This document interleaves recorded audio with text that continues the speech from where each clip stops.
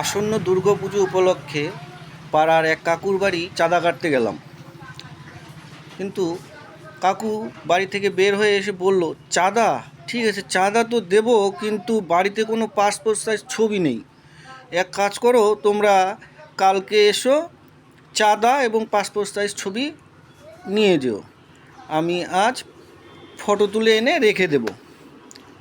আমি তো বুঝতে পারলাম না, আমি কি, আমার সাথে যারা ছিল তারা কেউই বুঝতে পারলো না কী ব্যাপার। চাঁদার ফটো, ব্যাপারটা অদ্ভুত লাগলো।